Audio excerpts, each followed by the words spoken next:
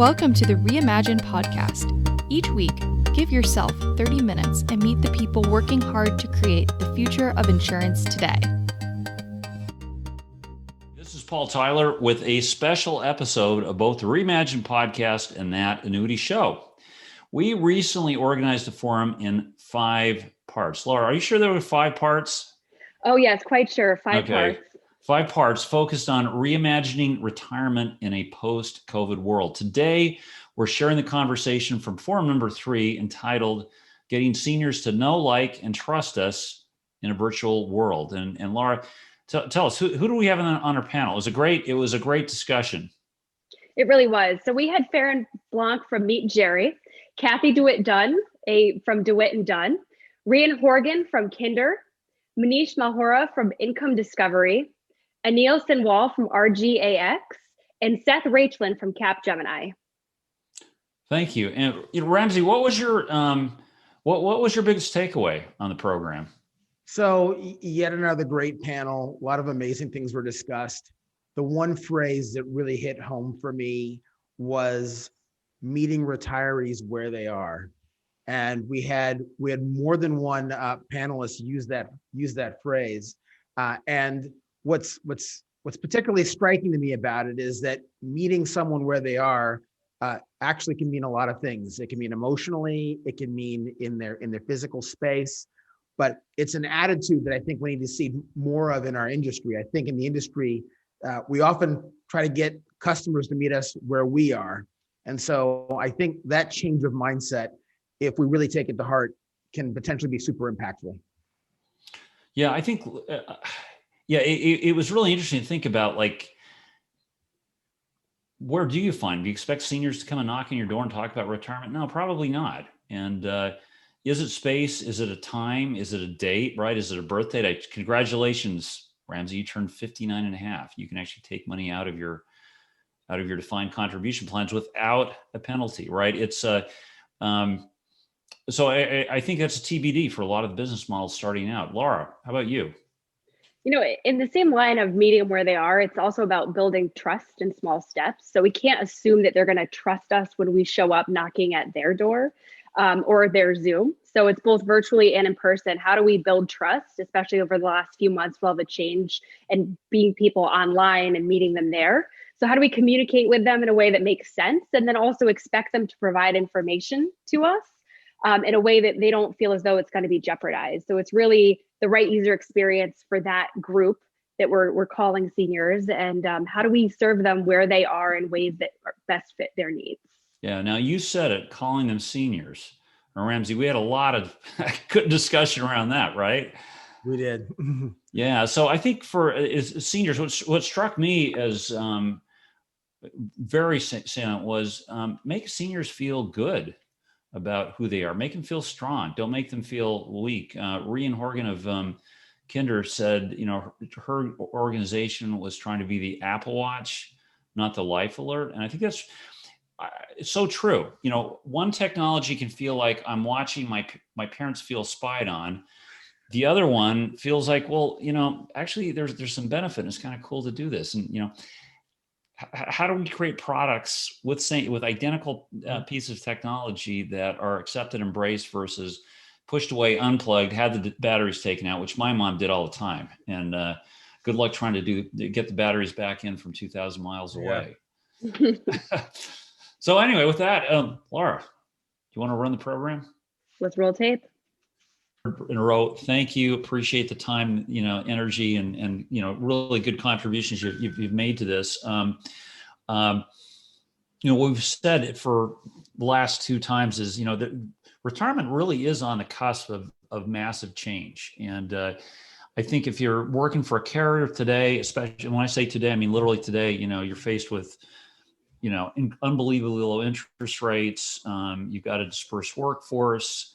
You've got technology coming at you from all sorts of directions. And, the consumers are changing a lot. So our first session was really the question was, what are the investment themes? Like, I wish there's this great video, you probably all seen it, where some female comedian has this conversation with her former self. And that was back like in April. She's like, I can't, I'm too busy to have a dog, I've got to travel. So she's like, ha, ha, ha, oh, by Zoom. Well, in our space, we all spend so much time in the trenches. Well, yeah, if we know, where should we be putting money? So we actually really identified some interesting investment themes. I think number one was engaging with consumers, which is a massive problem. How do you, if you're an advisor, how do you find clients today? If you're a company, how do you create them? I think if you're a technology or service provider, how do you keep them happy? How do you keep them, staying with the companies that they've identified? So forum number two was really about psychology and technology. How do you sort of reorient people? How does behavioral finance change with technology and remote engagement? This one is related, but a little different, which is specifically on seniors. How do we actually build trust today with seniors? Is it through doing the same thing, the same way, a face-to-face agent, connecting them with them in very different ways? Is it engaging with them on a small screen where, in ways where, we know seniors are spending a massive amount of time on their phones. We see it on our website, we see traffic. Well, just this last week, I pulled up these stats, Laura, and Anthony, I think between 60 and 70% of our traffic from people over the age 75 is now coming through mobile devices. What? When was this? This is how did this happen? Is it that we're giving them interesting tools to work with? Is it the way in which we engage with them through communities? I think ARB has been sort of the monster organization for years and years, kind of defined the state of being in that part of your life where you want to relate to them.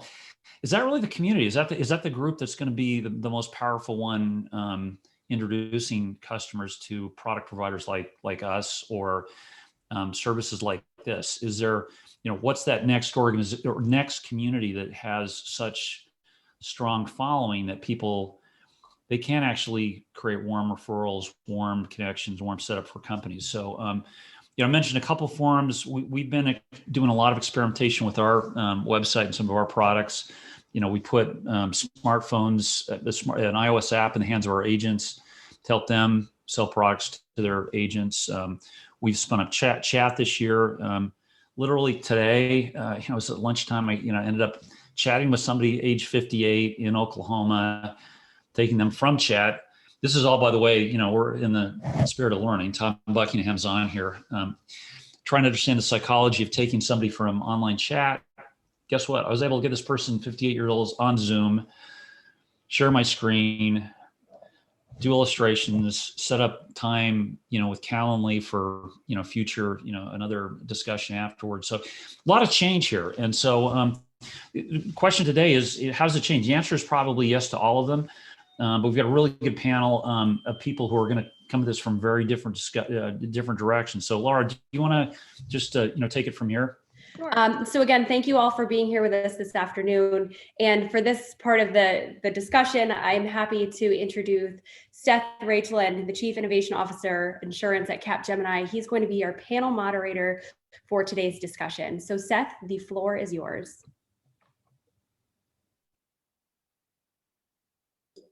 Yes, once again, helps to unmute. Thanks very much. Glad to be here and really appreciate the opportunity to meet you all, to be part of this group.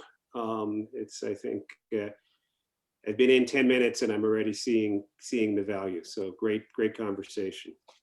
So let me just begin by introducing my panelists. So we have Farron Blanc, co-founder and CEO of Gerry. Cathy DeWitt-Dunn, president and CEO of DeWitt-Dunn.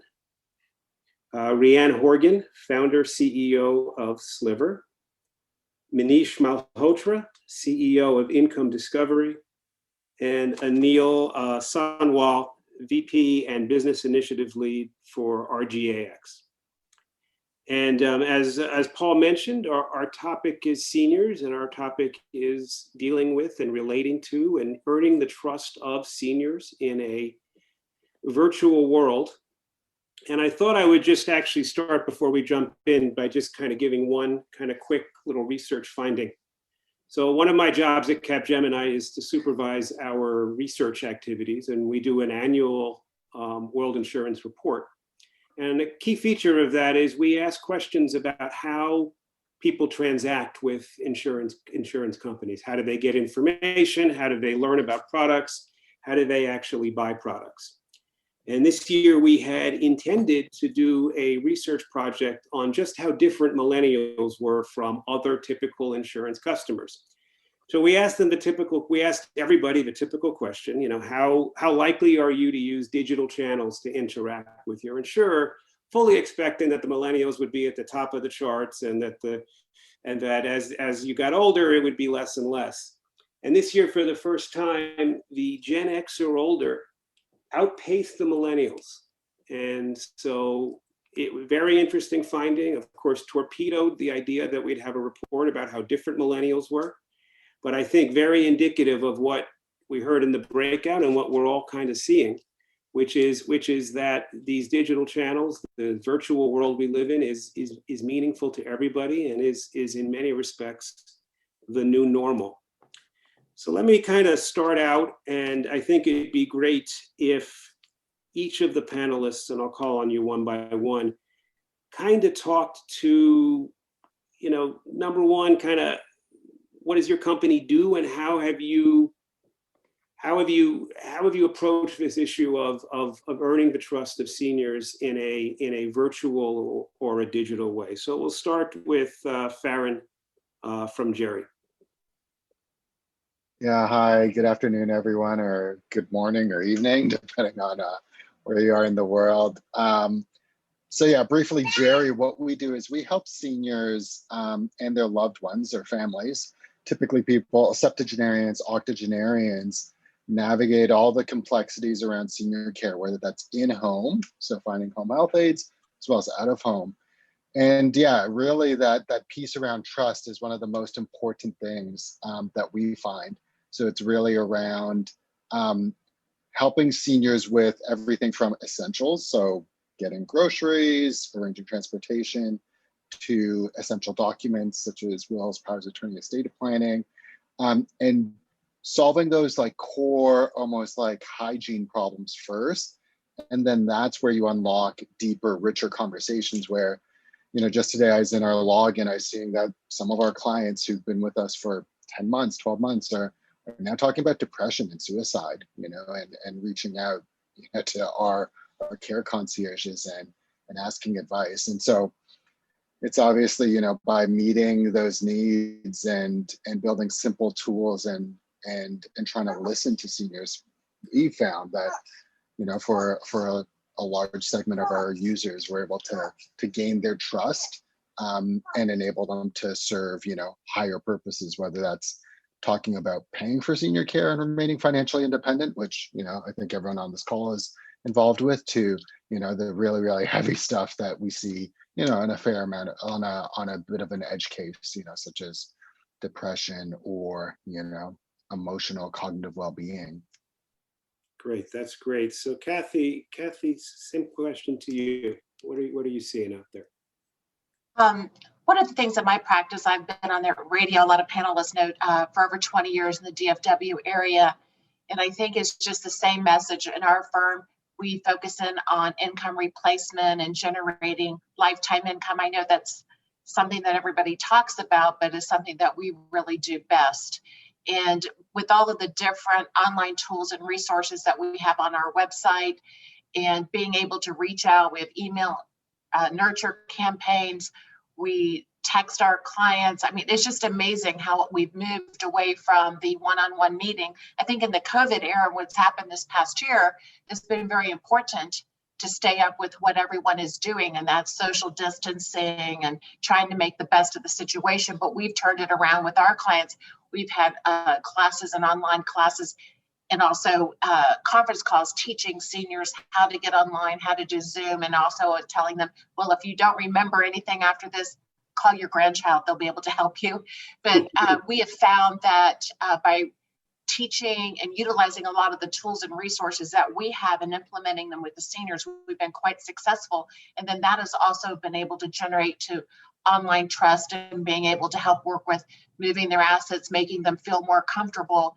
And it's pretty interesting today. I've already had approximately 9 Zoom meetings since early this morning. And that's a lot of people to reach out. But back in the day, you know, everybody comes to your office and they think they're going to be there for about an hour, and that's what they expect. So we've also been able to manage the expectation. And like Mike Kalin said, the intimacy, you know, you're actually in their home with them. So we've just found that this is, in this era, that we've really tried to just apply all of these different options and features and educate all of the seniors on how they can do things a little bit differently while keeping them safe. That's great. That's great. Rhian?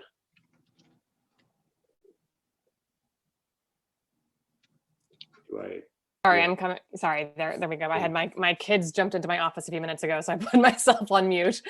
My name is Rhian Horgan. I'm the founder and CEO of Silvur. Our app is dedicated to helping baby boomers power their next act. As I look at all the faces around this room, I'm going to make a statement that might be a little controversial, but I hate the word senior.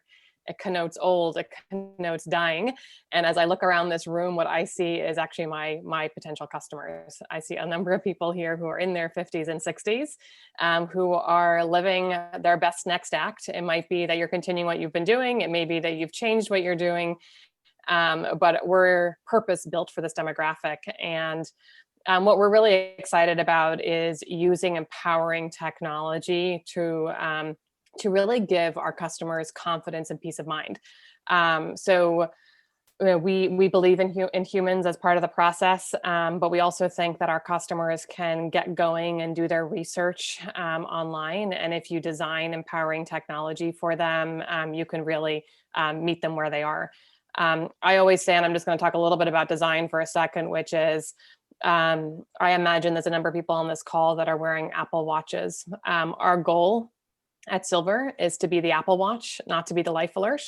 There is this view that if you're over the age of 50, that the technology you have is clunky, it's big fonts, it's purpose built for this like old person. And I would challenge anyone to download the app after we're done with this call today. And hopefully what you see is an experience that feels really comfortable, feels really bright and lively and engaging, and doesn't make you feel old. And that when I think about our customer is, you know, how do you meet them where they are? These are tech savvy customers. How do you design for them? But importantly, how do you empower them?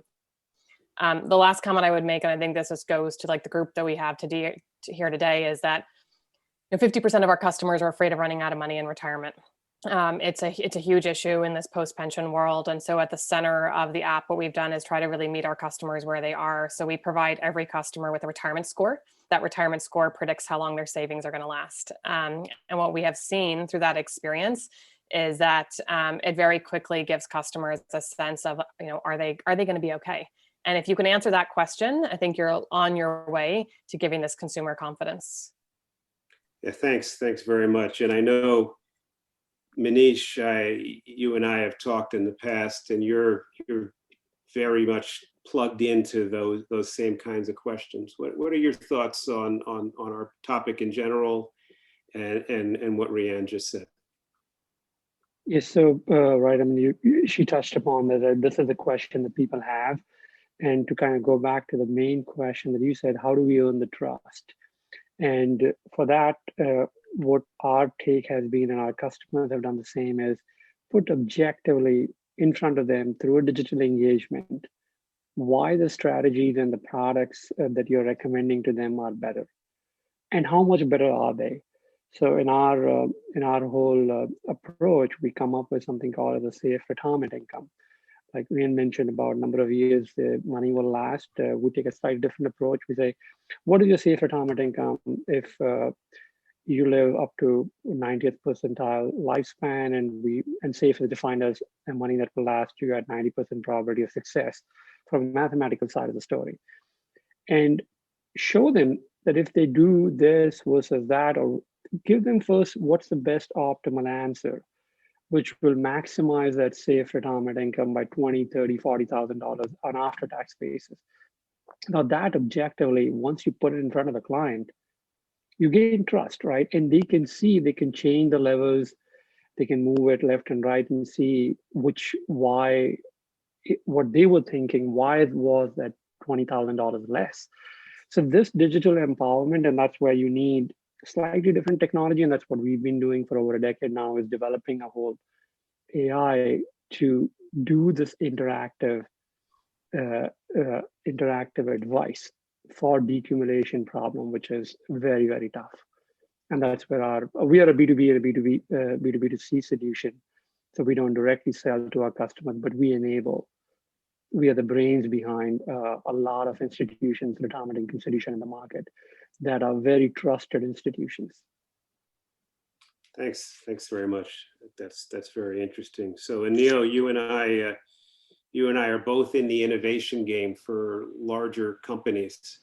Be interested in your reflections on just kind of how landscape has changed and the opportunity space around this core topic of trust in the virtual world. Yeah, so just a bit of context. I'm with RGAX, the transformation engine of global life and health reinsurer RGA. And so in that role, we've got access to colleagues on the traditional side who then have contact with the life and health insurers all over the world, who then in turn have contact with the actual consumers, some of whom are aging individuals. And so what I've been doing in this global role since I took it on a couple of months ago is really looking around the world and seeing sort of what are some of those really effective solutions that are out there. At the same time, what are some of the challenges and opportunities? So if I can start to summarize a little bit, I would say that, consumer engagement is still the number one game here.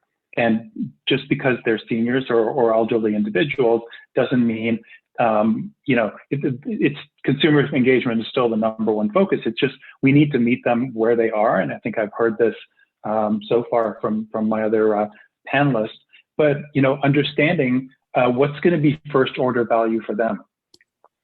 And if we extend that and say, okay, consumer engagement is the first port of call, we want to engage them, but then we want to ideally get access to their data so we can then use it to continue to understand their evolving needs and risk profiles. Then you really need to deliver first order value. And not that the seniors are really any different than anyone else, perhaps a little bit more skeptical perhaps of online, digital, virtual, etc. So in addition to providing that first order value, I would say getting them to trust you as a provider.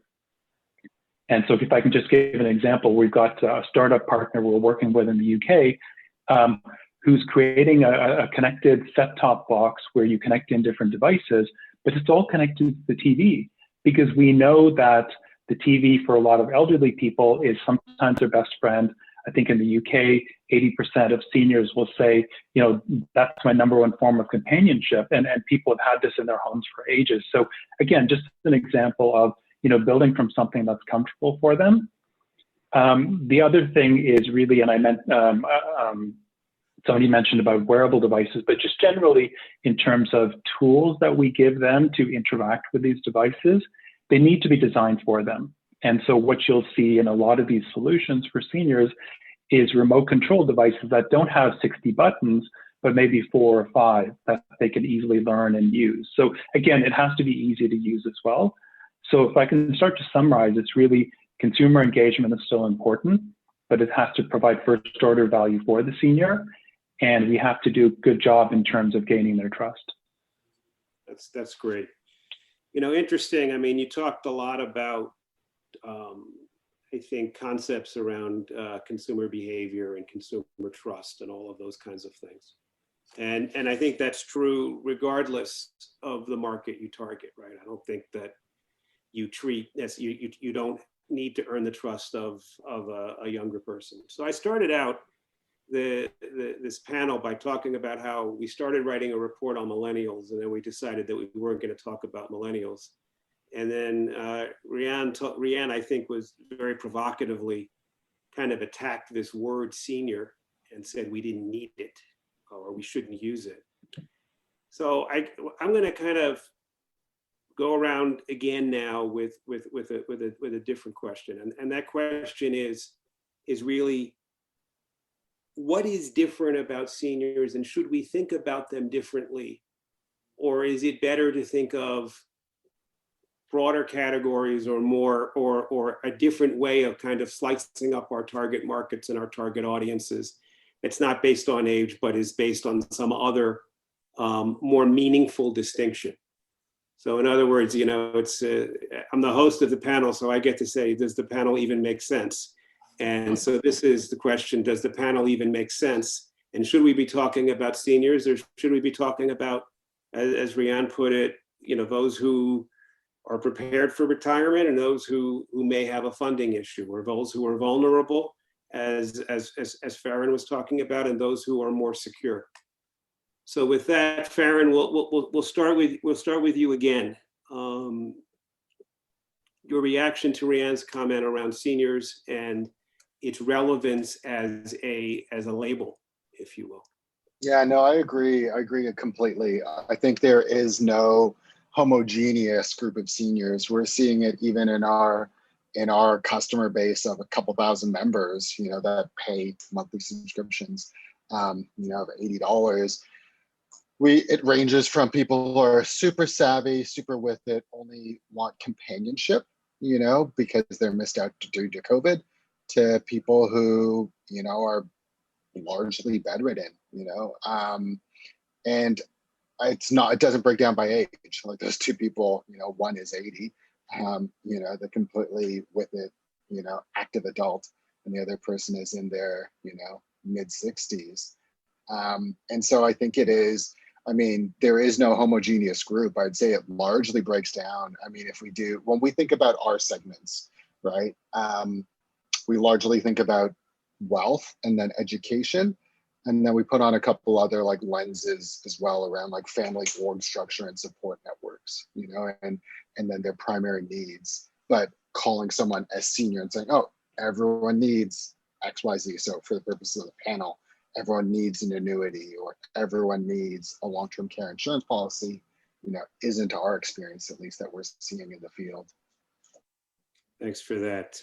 Cathy, your thoughts? You're out there in the field with customers every day. How do you put them into categories? Well, interesting enough, I agree with Rhian. One of the challenges is that we have a lot of people that are even in their 50s that are retiring here in the DFW area and across the nation. So how do we categorize them as a senior because they're no longer working and they're retired? So I think just focusing in on, you know, what they're doing, you know, we talked about a little bit yesterday about the AARP model. We've done a really great job of marketing to seniors for AARP, also with Medicare. And so we've kind of lumped everybody in this category of, you know, now you're retired and, you know, not necessarily do you have your next, which is what we've talked about, you know, throughout this panel today. And I think just focusing in on working with people based upon their goals and objectives. But I do agree, like senior is kind of a big word and we've all used it today. And yesterday I was probably the oldest one on the panel, but maybe not today, but that was true. So, you know, as I get closer to 60, if somebody wants to call me a senior, you know, that's fine. But, you know, I just think, you know, it's just such a broad word, and hopefully, you know, we can re-educate the consumer. But I definitely feel like the people that come into my practice don't feel like they're a senior whatsoever. They're ready to go on and have a play check, go have fun, enjoy themselves in retirement, go on and do their next. So it's kind of an interesting question, I think. Great. So Rhian, I'm not going to ask if you agree with yourself, but I will ask, if not senior, what's the right way to think about the market? Yeah. So what I think about this market, and again, I challenge the senior word. I also challenge the over 50, because I think what we're all saying is that there's all these different segments. But when I contrast the cohort that we're focused on, which is 50s and 60s to millennials, what I will say is there are a lot of differences and they need products built for them. So the first thing I would say is that the problems that they're trying to solve and the products that they need are different. You know, you don't need to be talking about Medicare to a 25-year-old, but someone who is, you know, leaving the workforce at 60 and trying to figure out their bridge to Medicare needs a certain set of products. And when they're 64 and 65, they're going to want to get smart about Medicare, as an example. So I do think that there is this need for this kind of set of services that actually solve the problem, the jobs to be done at this particular phase. And the second thing I would say is that this customer is tech savvy, but their tech usage is different. And I always say that we know how to acquire this customer and we acquire them digitally, but they're not on TikTok and they're not on Snapchat. They're on Facebook and they're in lots of other places. So it's just a question of where are they? It's not a question of are they online? They're just not in the places that millennials are. And I think if you can get over the fact that they're like not on TikTok and you can still believe that someone is tech savvy, then I think you start to get to this point of saying, okay, you know, how do I design an experience for this demographic who has this new set of problems to be solved, jobs to be done, and a new set of products that they need to purchase to actually solve these challenges. And so I think about it in that construct, which is new problems, new products, and then like, how do you design tech that meets them where they are? Awesome. Awesome. So Manish, your thoughts? So on the product side, right, this is kind of where I will focus my response. I believe the products, at least when you're looking at the annuity side of the story, which would give lifetime income, and I will quote the Alliance for Lifetime Income, a lot of research which said people want lifetime income, but they don't want annuities. And it's just a matter of what is being positioned, et cetera. And with that is where I would go. It's about how we've been telling. I don't think we need new products. We need simpler products. And a lot of people know the annuity is some of the ones that are sold. The buyer doesn't understand anything at all. Even a producer doesn't understand the product very well. It's just actuarially so complex of a product. We need simpler products. That will do. But what is needed with those simpler products is the ability, which has been missed, right? At least when it is coming to annuity and lifetime income, is they've all been positioned in isolation. You know what? You got to retire, you got to cover your essential expenses with guaranteed income, Social Security, pension, and you need annuity in this way. Where we've come at this is that, yes, people do need coverage for essential expenses, but it doesn't have to begin right on retirement. If we strategically or synergistically time various sources and have some of this lifetime income later, and there's some tax benefits, et cetera, that you can actually create $20,000, $30,000 more. So what has been missing in the industry, right? You use a simpler product, but tell a synergistic story of how our product will be a part of your solution. It's not the complete solution for your retirement income. Annuity is a part. How it will work synergistically with your Social Security claiming, with withdrawal from your investment assets, with your pension, et cetera, to create a better retirement income plan for you, which we ultimately, as I said, always go down to how much additional safe retirement income that you can have. So it is, that's kind of where I would go, is you, and on product, the second part of your question, how do you segment people? There has been some very good solid research done by LIMRA. I don't know how many of you have seen it. They did some psychographical analysis, segmentation, etc. They came up with some very good solid profiles of typical buyers, non-buyers, etc. I think that's the way it has to be looked. Women is a big category. I don't know if you know the statistics. More than half the purchasers of the annuity are women. And there's a reason for that. Generally, women have not been investment risk taking as much as men. So psychological segmentation on the behavior people have and positioning the experience around that could work wonders in terms of product adoption. All right, Anil, I will let you go quickly and then I'll flip the order next time we go around, so you'll get the next question first. Yeah, so I don't disagree with what's been said so far. I will say, if we give an example of a, let's say, health and wellness app or program that's designed for, relatively younger folks, the question I ask myself, could you put seniors in that program and would it be effective? And I think, you know, in some respects that's going to be a yes, but then there are certain unique aspects which require some specific attention around seniors. So, you know, whether it's nutrition or exercise or just the general well-being, you know, you're going to be focusing on different medical conditions. There are some initiatives and themes and projects I'm working on which speak to, for example, aging in place. And so what can we do to help people age in place? And so we have this continuum of care. So people, you know, have their home they live in, they age in the home, we bring them the services they need so that we avoid them moving into an expensive long-term care facility until that time that they really need it.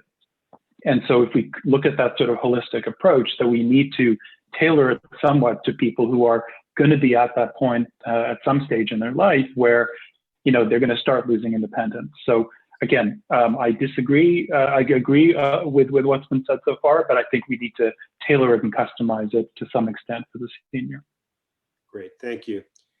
So I want to move back to the question of trust a little bit.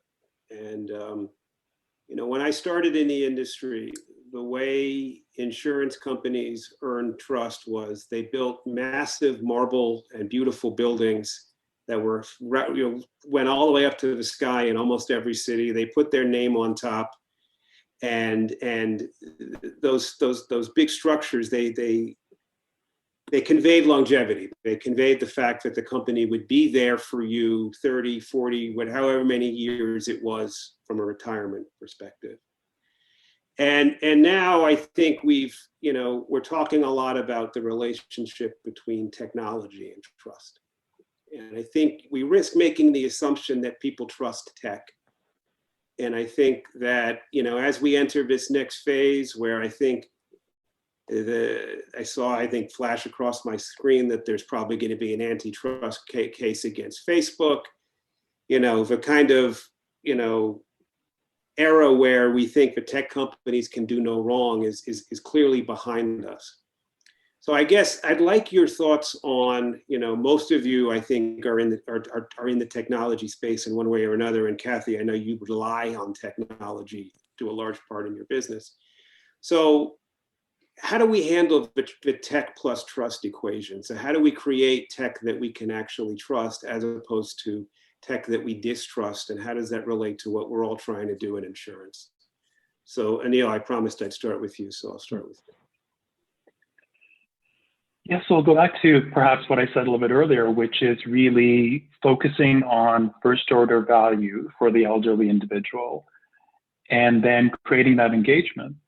And I think it's a little bit proof is in the pudding that if you have that focus on the senior first order value, they will start to trust you. And you will be able to see that trust emerging when you see the engagement. And again, I think of some specific examples, again, that UK startup partner we have using the set-top box. We've got another startup partner in the US who focuses their activities on the care home and care facilities. And they're seeing engagement. So the US partner are seeing engagement levels with their app and platform, which are essentially at the levels of Pinterest and Facebook, et cetera. So again, really proof is in the pudding. And I think it comes back to if you truly have the first order value of the senior as your mission, and you truly want to create that engagement and provide that first order value for them, things are going to fall into place nicely. Thank you. Thank you. So Manish, you're a new company. Your software makes recommendations as to how people should basically manage their money over the course of their later years. Why should they trust your software? In fact, what I would say, the way it's been used today is the software is used in conjunction with a professional. In the area where we operate, which is retirement accumulation, retirement income, etc., is actually the software to get people how to get retirement income, how to get more out of it, the money you have. Now, as I said, we are being used by very large institutions that are very trusted names in the industry, and they have, one of them has a digital engagement in the defined contribution plans. but you cannot execute the recommendation currently through digitally. And there's a reason for that. There are some legal compliance reasons, but we are of the opinion that in the retirement income decisions, which are high value decisions, irreversible decisions, technology will always be able to do the heavy lifting of finding everything that's good for the client. But a consumer, a retiree, would need to have one conversation with a professional about the same stuff what the software is saying, but have a human conversation before pulling the trigger on these high value, irreversible decisions. So you do everything digitally, you can get a PDF and you call a retirement consultant on the phone, and that's how you settle your holdings and make those irreversible decisions. That's where the industry is today. I have not heard from any participants, any of our client base, is that whether that human can be eliminated completely. The human can go virtual, like Zoom, but having a human face reiterate what the software has said for these high value decisions is critical. Rhian, do you agree? So look, so we, our app, it's a digital experience, but we have a number of partners in our retirement store that have human services. So as an example, we partnered in this Medicare season with eHealth. And, they're seeing a very significant uptick this year of consumers buying their Medicare plans 100% online, but there's still a sizable percentage that want to get on the phone. And so, in that particular scenario, we're helping our customers do their research and then have introduced them to a partner that, again, meets them where they are with a digital and or phone-based service. I want to go back to this comment of meet them where they are. At the core of our app, we give our customers a free retirement plan and this retirement score. And when we thought about designing this experience, it would have been really easy to start with just connect all your accounts with Plaid and get going. But what we knew really early on was that most of this customer base had never connected their accounts with Plaid. Oh, and by the way, what's the probability of them getting through 8 connections on Plaid successfully in one go, which is likely what they'd have to do given their accounts being in lots of different places. So we designed an experience that allowed you to connect your account if you wanted to, but also allowed you to do self-reporting. And so as we thought about that experience, a lot of what we thought about, frankly, was trust, which was we knew that this customer didn't know Plaid yet. And while we see the value of Plaid, and we've very clearly explained the value of Plaid in the experience, we knew this was a big moment that early on our days was going to end up being a real blocker in the experience. And so I really thought about, okay, there's value to Plaid. How do we reintroduce it at different parts of the experience? And so again, I think it's knowing, particularly as a startup, whether or not your brand has trust yet. Can you rent trust with the partners that you have in our retirement store? And then how do you design an experience that allows a customer, when they do trust you, to take next steps, but not force them to have this really high trust experience from day one? Interesting. Cathy, do you worry about stuff like that, or do people distrust you? We all worry about that. I think one of the things that probably makes our firm a little bit different is that we're a registered investment advisor. We're a comprehensive firm. And when we're meeting with clients, we aren't pushing a product. So what we're doing is solving for what the client is looking for, whether they're looking for fixed income, they're looking for long-term care, looking for life insurance, looking for Medicare solutions. So we pretty much handle everything from start to finish. But I think also in the space of being a registered investment advisor and being a fiduciary, it adds a little bit more weight than just somebody that's pushing a product. And I guess the trust factor from my end with my firm, after being on the radio, as I mentioned before, for over 20 years in the DFW area, I've never been censured, fined, or taken off the air. And in the DFW area, that's huge because almost everybody's had an issue with a regulator. So we just do right by our clients, and we allow them to tell us what they're looking for, and we give them several different options so that at the very end they feel comfortable. And with the plan that we come up with, they may have 1, 2, or 3 options. It's just not one product, one company, and one solution. So I think they feel comfortable, because when we take a look at retirement planning for them, by them being able to see all the different options and for them to select, I think it gives them the comfort level of, we're not just a one go-to product. So what we're doing is trying to provide added peace of mind, income, and making sure that their money lasts longer than they do. So I think it's very key on the trust component, because you're not ever going to really have a long-term client if you don't have the trust there. And I would say that we have, and over the 25 years I've been doing this, I bet you I have a 95% retention on my clients. That includes death claims. That's terrific. So Farron, you get to bring us home for this panel. Your thoughts on trust, technology. You're obviously committed to technology through what you're doing and how you're doing it. What's the answer there? Yeah, no, I mean, everything I think people have said has been pretty much spot on. What I would say too is it comes up about 25%, 26% of the time. A lot of people, I think Rhian was talking about calling, or maybe someone else was talking about phone calling, and that leads to trust. So 25% of our people, when they're seeking information during the onboarding process, where they have questions around finding a home health aide or finding senior living community or coming up with an estate plan, their biggest rejection, or the reason when we ask them why they haven't completed to date, is that they're afraid of getting spammed, like robocalled to death, and we have like recordings of just, where people will call and leave us a voicemail, and you'll just hear that they're getting phone calls incessantly, and just not aware of who's calling, particularly during annual enrollment for Medicare, like Med Sup and Med Advantage plans. So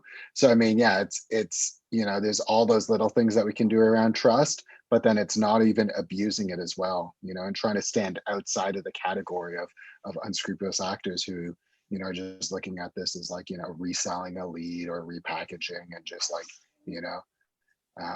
dial, power dialing and all that type of stuff. Cool, thanks. So I am mindful of the time and my run of show, and trusting my run of show, it tells me that I'm supposed to hand off to Ramsey, who based on my chat seems to have left the conference. So Laura, I leave it to you in terms of what I'm actually supposed to do at this point. Great, thank you so much, Seth. And it's my pleasure to hand it over to Paul Tyler.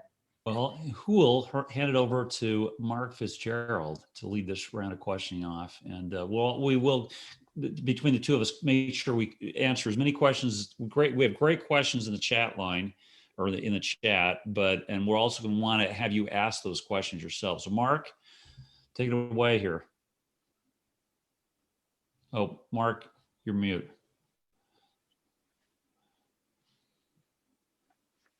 Sorry about that.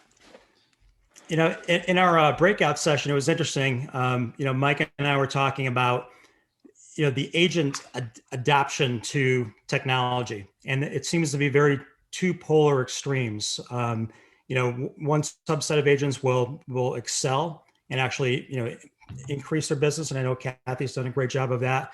And another subset of agents really don't engage. And I guess one question to Mike is, how do you see bridging the gap between the two kind of polar extremes in terms of agent behavior and engagement with clients? Yeah, I think this is a great area. IMOs have forever looked for ways of creating value, and lead generation is probably the number one thing, or compensation, the number one.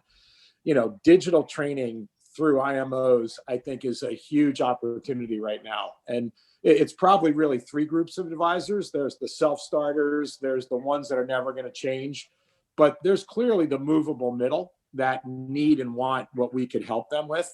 So, we're in the beginning. We're in the third or fourth inning of this revolution. And I really do think, these digital tools are going to make agents more relevant, because they're going to help agents be more productive. So I think it's nothing but a positive. I think there are, thousands that will engage the tools if they're provided.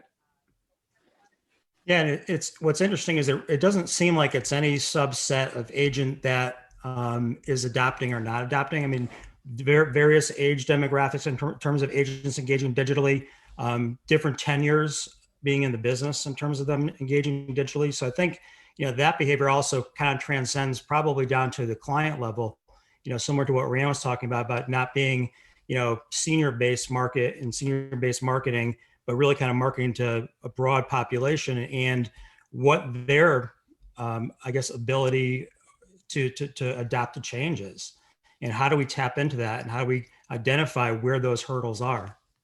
Yeah, and my guess too is digital engagement is going to be different for boomers than millennials. So they're both going to transact digitally.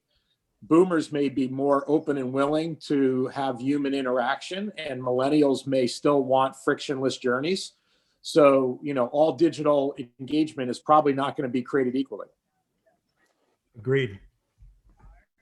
Hey, Mark, I'm just going to maybe tag team here. Joy, love to get have you asked your question. I think having been quarantined with families, right, brings new definition to closeness, and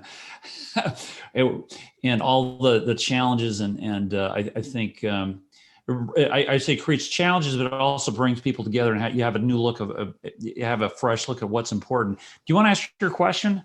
Well, I guess I'm we're talking about age, seniors, how to characterize people, and it really comes down to segmenting the market based on a single characteristic of a demographic versus interests. And it seems like there is greater interest. Maybe it's, anyway, it seems like there's more interest and concern about the financial security of the family because of the pandemic. And is there a way to extend the benefit of retirement plans? For example, maybe offer if at age retirement, that person, that customer doesn't need as much income, but maybe they would prefer the option of lowering their annuity, but providing instead as kind of an adjunct benefit, a benefit to the family or to another family member. It's I guess thinking broader about financial security in retirement is what I'm, where I'm going with this. And is there a way to make products more flexible so that without increasing the financial expense on the company, to provide more options in terms of how you take the retirement benefits? Yeah, let me just throw this question to Rhian. Rhian, your app is. Yeah, I love what your position of, in question around a senior, but, is the app an app for a person, or is the plan for a group of people or a group of a family unit? What's your thought there? So we spend a tremendous amount of time doing research in this space, and the earliest ideas we had actually were around financial caregiving. And while conceptually they make a lot of sense, the actual sale process is super difficult because you've got two different parties now that you're trying to get to the table. What we heard over and over again from our consumers who are in their 50s and 60s was that the vast majority of them were making this decision either on their own or with their spouse. They would make these throwaway comments, and which are probably even more relevant today when COVID, which is like, my child is still living downstairs. So now it's like, my child is back, right? My child is in the basement. They don't have a house of their own. Like, they're unemployed. Like, why would I bring them into like my whole financial picture? And so what we set out to do in version 1 of the Silvur app was to create an ecosystem that allowed two parties to actually look at the picture together. We have created an ecosystem that's really inclusive. So 50% of our customers are female, which I'm particularly proud of because you typically don't see women in their 50s and 60s having an equal set of the table or equal place at the table when it comes to these decisions. When I think about what does Silvur look like 20 years from now, I think a lot about family, because I think about the ecosystem that we've built for this independent baby boomer in their 50s and 60s, that as they get into their 70s and 80s and an adult child does start to become involved, instead of what we all know as that like fire sale experience where like, mom falls, daughter comes in, tries to figure out like what mom's insurance situation looks like, all we've got to do is actually give her access to the app. But that's not the problem my customer is solving today. My customer today is trying to figure out Medicare for themselves. And so I think we can build that platform over time. It's a super interesting acquisition tool, because if I, as a adult daughter, come into an app that my dad has and I have a good experience, and I happen to be in my 50s myself, like I'm probably going to want to use that app for myself too. And so like we do think about that like flywheel, but I think you really have to think about like where you're starting the journey and who's actually empowered.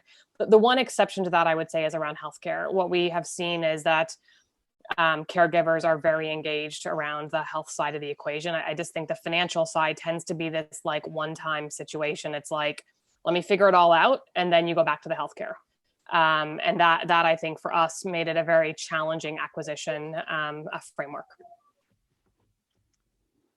You know, I think one of the things that we hear a lot is the challenge of prospecting. So, you know, client engagement has been pretty straightforward with Zoom meetings, but getting in front of new prospects has been a challenge. And Cathy, I know you said, I think you had 9 Zoom meetings earlier today. How are you getting in front of new prospects through digital engagement? You know, what we're finding is a lot of people are reaching out to us through our website. Depending upon what your interests are, once you log on to our website and you look around or look at a few things, you get enrolled into an automatic email drip campaign that targets what your interests are. And then you continue to get drips, and we can go as fast as you want or as slow as you want. And then we have people that after they've received several emails and maybe a white paper or some other things that allows them to see that we're real and some information they can trust. I mean, they can verify and they feel like they can trust us. Then they'll schedule either an online appointment with us. We have a submission form on our website. They can also send us a live chat message to request that. The one thing too that's very interesting that we implemented at the beginning of this quote unquote COVID is that every single one of our telephone calls is answered live 24/7. And we have an amazing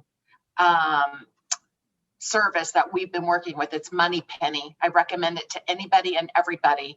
They answer the calls. It's 24/7. They email us all the information. So we immediately are able to get right back to the client. They never receive voicemail. Even on a customer service issue, if they need to even take a withdrawal on the weekends, we'll get an email.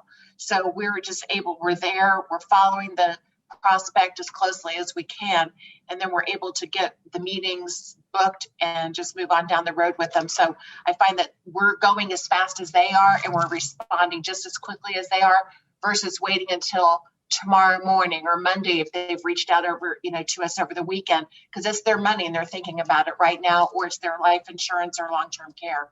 So I really feel like that has really pushed us to a new level.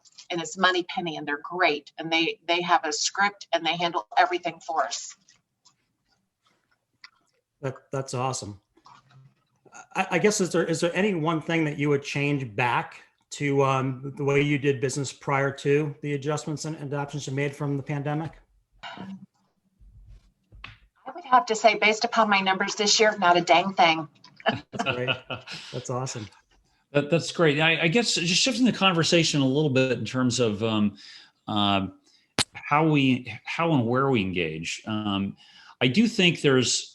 We had Moshe Milevsky. Mark and I had Moshe Milevsky, who's this famous behavioral finance professor out of Canada, on our podcast, and he told us, well, I asked him a question, and he said, well, okay, what are you talking about, your chronological age or your biological age? And I do think there's a difference. If you start to go the spectrum, forget what it says in your driver's license. There is that older.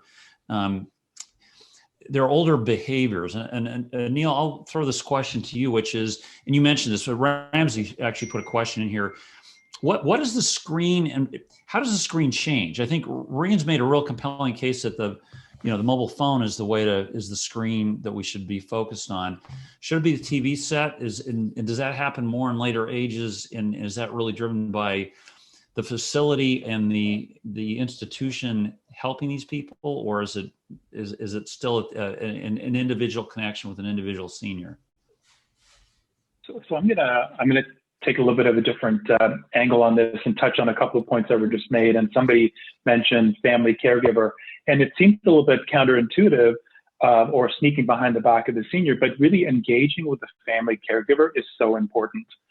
we are finding in some of our conversations with long-term care insurers, with folks in other markets, that they see that when the family caregiving support, which is, without a doubt, the backbone of support to the seniors, when that starts eroding away for whatever reason, it definitely automatically affects the senior. And so I think of this analogy, if you're in the airplane, the oxygen max drops down, they said, put it on your mouth first before you help somebody else.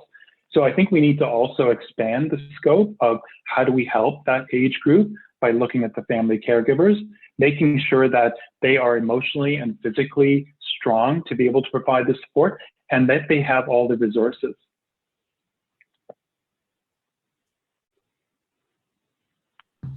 So one maybe just comment there. I kind of, any sort of political views aside, I think one of the things that's exciting about the platform that we should see out of the Biden administration next year is a renewed focus on, or even not even renewed, a new focus on caregivers. So there's some basic tax credits, which frankly probably don't go far enough. The item that I think is like most intriguing is this recognition that a lot of family caregivers are unpaid. And if you're unpaid, you can't typically contribute to an IRA. And the Biden administration has said that, one of their priorities is going to be to allow, Americans in their 50s and 60s who are acting as unpaid caregivers to actually make their catch-up contributions to IRAs. And I think that's, one step in recognizing the financial burden that's actually on the next generation of being a caregiver. Yeah, and if I can just jump in here for a second on that unpaid caregiver, we are seeing many U.S. employers and other parts of the world who are giving employees time off if they need to care for an elderly loved one. And so it's going even further, not only a paid time off, but there are starting to be these caregiver products that are entering the marketplace, which will, replace your income for the time that you're away so that you can continue to contribute to your retirement, your 401k, et cetera. So there are a lot of nice supporting things that are happening in the marketplace around caregivers. Yuka, I'm going to put you on the spot here. I know you've done a lot for fundraising and for some of the startups we know. I believe you've been focused primarily on the P&C side. However, you know our business really well. As an investor, you hear these ideas, these challenges. Is it possible to invest in let's call it non-senior senior engagement, or it's the same tech stack? It's really just a matter of focusing on a set of customers we haven't focused on today. Invest specifically in that type of company? Yes. Yeah. Oh, absolutely. And one of the clients we work with, not exactly in the retirement space, but sort of in the cancer space, and with a very interesting concept and helping people through cancer, and then there's various aspects to it. But yeah, no, I mean, investors will invest in any kind of concept that if there's enough of a market opportunity as far as they can see. Now, of course, because of the pandemic, currently most of the VC investors have been focusing on just their portfolio companies. Well, definitely people making investments, but primary focus has been on the portfolio companies as opposed to making new investments. One thing, if I may just make a comment that I had made in one of these other sessions in our breakout room about having worked with a startup in the retirement income space that sort of was maybe a little too early, but I don't know if people realize that the median retirement savings in the US, the number is 0. So I'm not talking about average, but the median retirement savings. And people tend to forget that the 401k plan was never intended to be the main retirement plan for people. It was supposed to be a supplemental retirement plan. So Yuka, I'm going to be controversial again, and I want to take the other side of the conversation about investors. I think that generally the West Coast, so Silicon Valley, does not understand this demographic. I know that when I pitch a round that I'm raising, if I get a 25-year-old VC from Stanford on the phone, like, it ain't happening. It just isn't happening. And I think this is actually, it's really interesting because I think this is an opportunity for incumbents. Because what I see over and over again is that incumbents know the value of these customers. They understand the loyalty of this customer. They understand the suite of decisions this customer is going to make. And so when I think about like a segment or a space from an investment perspective that incumbents can have a real leg up, I actually feel like this space is a real opportunity, because I think the VCs, like 3 years ago when I first started raising money, like I spent my whole time trying to explain the addressable market. Like we've gotten past that and everyone's talking about it, but they expect the business to look like a millennial business, which is like acquiring customers for nothing on TikTok. And that's just like that's just not the way the acquisition model works. No. So I would just like throw that out there, which is like, there's different types of investors. I think in this space, like incumbents have this huge opportunity that's actually like, you already know the value of this customer. Like Silicon Valley is trying to figure out like, are these customers valuable? Are they online? Can they be acquired? And you all already know the answer is yes to all of that. Yeah, no, I totally agree that there are some, like you mentioned, Silicon Valley, their focus tend to be different, and they don't necessarily understand this particular industry. But obviously there are many investors who are focused on this part of the world, if you will. And then, of course, there are the incumbents. So many of them have their own VC funds these days. And obviously they know the business. But obviously, in many cases, they're so slow to change and learn and adapt. But yeah, no, I agree with you. Tom, I guess from a manufacturer's perspective, should we be looking at changing the nature of products that we're offering? Do you see opportunities that can arise from what's going on currently? Yeah, I think there's a couple themes that came up today that are interesting, which, you know, kind of a broader view of the family, and obviously we have, you know, products in the industry that benefit, you know, couples, but you know, somebody mentioned healthcare and covering kids up to age 26, and are there things that we can do that can expand the benefits? And maybe there's got to be some sacrifice for that, but I think that people might give up a little bit if they could protect others in their family. Some may not have any interest in that, but I'm sure some would. So I think there's a few things there that could be intriguing. Agreed. All right. Hey, Don, your camera's off, but just give us your perspective. I know your whole team has been. Did we lose Don? No, I'm here. Paul. Oh, you are. Hi. Yeah, Don. Just give us your perspective from Symetra on how you're looking at this entire demographic. I was just thinking about that, Paul, in terms of not overly pigeonholing ourselves into strict segmentations, because the opportunity through the amount of data we have, the amount of devices in the environment, the flow of information is that we can move more hyper-personalization side than just broader segmentation. So I think that's a bias that we're trying to explore at Symetra to see what could we do in that space. But there is a distinct opportunity to think about how decisions around health and decisions around wealth influence each other, and how there are commonalities between the way people decide about health and the way they decide about finances that could be explored. So I think it's just a very exciting time to be looking in this space. I think the notion of products, that's not my specialty, but I think there's so much opportunity to build different types of products that are almost like micro products that allow people to compose differently depending on their own needs. I'll step back. So Laura, I think we're at time, right? We are. So playing on the theme of opportunity, we wanted to give opportunity this afternoon to have a startup kind of highlight what they're doing, give you a 2-minute rundown on who they are, how they're playing in the marketplace. So it's my pleasure to introduce Mary Kotzman, COO of Intergen Data. And Mary, the mic is all yours. Hi, well, thank you very much. I was thrilled to listen to all of this. Intergen Data is a technology firm that uses artificial intelligence and machine learning and non-PII demographics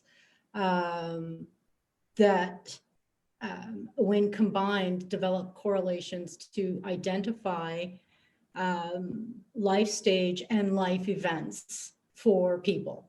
And what that does is it tells us we have the ability at this time to predict up to 80 illnesses and 12 life stage events. So we actually built this model using the financial services side and our experience. So we could provide the data to companies to, I heard the term here, hyper personalize products and services for consumers based on their unique life stage events and illnesses. So what that does is firms, insurance firms, providers, wealth advisory firms, anybody that provide, even estate attorneys, use this data to develop an actual cash flow. So not only can we predict the life events, we can tell you when they're going to happen, the likelihood of what the cost related to those life events are going to be. So I'm gonna just, if I can I share a screen real quick? Yes, you may. Awesome. So I am going to share what this looks like. So basically, I'm going to give you this view here. So what we do is we take data. So we have a database or data lake of over 7 years of US information. We source data from the government, various other applications and places, and we correlate all of this life data. And we build out a cost analysis. So this is just one way to visualize the answers. So we look at this person and we can tell you by race, age, gender, in particular, the educational levels, everything is correlated. If they're in rural or urban America, and this is US data. So what we do, and we can actually build this out for the entire family. Every person gets a unique cash flow analysis. And basically it tells them what their life stage and life events are going to be based on these specific demographic points. Marriages, children, when you're going to buy your first home. And more importantly, we integrate that with the health issues that surround us. We don't know, when we're planning for our future, we don't really plan for what could happen on the bad side. So what we've done is we've taken this information and we've built the correlations out, and we can predict things like cancer and diabetes and Alzheimer's and, various depressions and that type of thing. And depending on where you live and your education level, your age, that type of thing, we can actually provide costs. So when you're talking with your customers or you're trying to engage with new consumers, you can place products at the right time, at the right place. So when we built this out for this particular client, we showed them how the consumer can actually look at this information, and this person actually has a propensity for cancer. And we were able to use the data from the insurer to build out their costs, what the cancer treatments looks like, critical illness, hospital costs, and then the average insurance coverage and the remaining expenses that that consumer is going to incur. And here is where we would link the right information to the right products, or if the person wants to talk to an agent or, that type of thing, we could actually link them directly to a service provider. So this is, I didn't have a lot of time, so I just wanted to give you the snapshot because this is just a visualization of the data that we built out. We call it DAVID, Digital Advice for Demographics. But we have 93 other points of data that corporations, businesses could look at and say, we want this information to design hyper personalized marketing, or to align products with services with the consumer before they need it, not after they need it, and the integration here, the conversation today that I find the senior conversation very interesting, because I'm that person. I'm 58, I'm mature, I'm a gig worker now, or actually I work with Intergen now. But for years, I did not interact in the technology level. This gives people like me, but even more importantly, the younger demographic, and I actually think they're going to interact with this in a much better way. Yeah, that's fascinating. Thank you so much, Mary. And to me, it's kind of almost like it's created a digital crystal ball where if it were me and I would see this, I'd want to go jump out of a plane. So maybe my insurance liability would go up in that place and go skydiving and go do some fun things. So it's amazing what we can see when certain data points come together to tell a larger picture and to inform behaviors and inform decisions and conversations. So in our last minute here, and to be cognizant of time, wanted to take a second to thank everyone. Seth, thank you to the panel and all the panelists. As you know, this is Forum 3 of 5. We have the final 2 forums coming up next week on December 15 and 16. It's going to be talking about delivering products of the future for the next generation of retirees and creating online security for seniors and their savings. So whether or not we're going to use the term seniors moving forward is to tell. But thank you again all for being here. And Paul, anything you'd like to close out with for today? No, hey, listen, just share my thanks. Listen, have a great evening, and hope to see you next week. We want to especially thank today's sponsors, Launch and Symetra. Thanks for listening. If you enjoyed the show, please rate and recommend us on iTunes, Stitcher, Overcast, or wherever you get your podcasts.